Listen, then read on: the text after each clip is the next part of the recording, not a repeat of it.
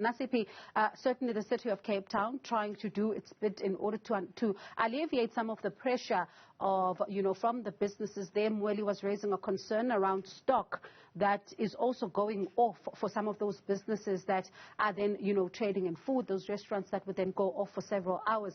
Talk to us about some of the plans that are being put in place by the city of Cape Town.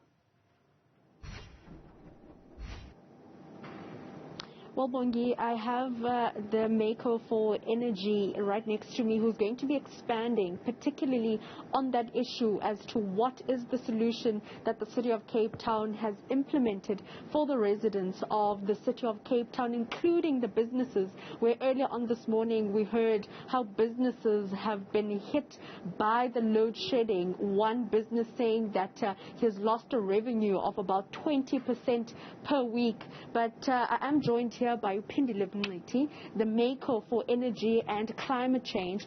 So talk to us through about the solution that the city of Cape Town has put before the table for residents and also businesses in the city. I think it is important to state it that as the city of Cape Town, we are unable to replace Eskom supply currently, but we are engaging in numerous projects trying to address the issue. One of the well-known now project is the Steenbras hydro pump station that we are using to protect our customers from one stage of load shedding. We are also having two gas turbines, the one in Athlone, the other one is at Rogabai. These are means that we are using to shield our customers because we understand the impact of this load shedding on the business. There are numerous other projects that we are engaging on. The small-scale embedded generation, where we are encouraging businesses and residents to install the renewable energy technology. We are even making processes very simple for them to be able to install that. We are incentivizing those people. We are having what we call a feed-in tariff, where we are saying after you've generated excess capacity, you can feed that back to our grid, and then we will pay for that. So these are some of the things that we are doing. We are also building our own renewable plant that we will be starting in the end of this year in Atlantis. So there are many other projects that we are doing. We are not only saying customers must do it, we are also doing it ourselves. We've got over 10 of our facilities with small-scale embedded generation. So we are not only telling people to do things that we cannot do on our own. So these are some of the things that we are doing. We are also having what we call a wheeling tariff and a wheeling framework. That is actually allowing a third party to be able to sell the excess capacity to whoever that they want to sell using our network. We will make our network available because we understand the impact.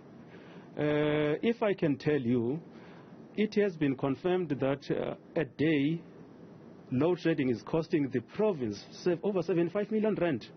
So we cannot actually ignore that, because if you consider the impact of COVID-19 on the businesses, you will understand why we are so worried as the city of Cape Town. Let's break down what this actually means for residents and businesses. So you are saying that there is some sort of cushioning when load shedding strike, but break it down to us how residents can actually see this plan from the city of Cape Town. Yeah, it is very simple. When Eskom applies stage 2, for instance, we will be able to shield our customers and residents of Cape Town, and then we will only be faced with stage 1 of load shedding. If Eskom is implementing stage 1, we will shield our customers so they will not experience load shedding.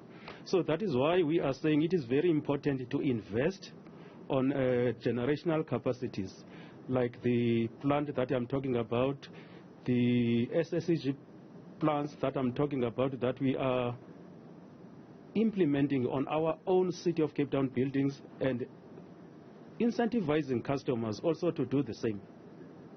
Thank you so much. That is Councillor Mngqithi, just breaking down to us what the city of Cape Town is actually doing to shield its residents, talking about the fact that they are encouraging residents to obviously go green, incentivizing them, and obviously the money that the province is losing due to load shedding, and basically also touching on the fact that they aren't just encouraging the residents to go green and save electricity and the lights and go off-grid per se, but they are also implementing it in their very same offices of the city of Cape Town. All right. Certainly it does look like some municipalities are making plans in order to cushion the blow there, as you would have heard from the city of Cape Town. Those are reporters, Nasiphi Same, who was speaking to, the mayoral committee there in the city of Cape Town, just to get a sense of what they're doing to cushion the residents and businesses around load shedding. And of course, earlier on, we spoke to Mweli Masilela, who was talking to us about the concerns in Barberton, where some of those business owners are trying to, purchase generators in order for them to be able to at least, put food on the table and keep their businesses going.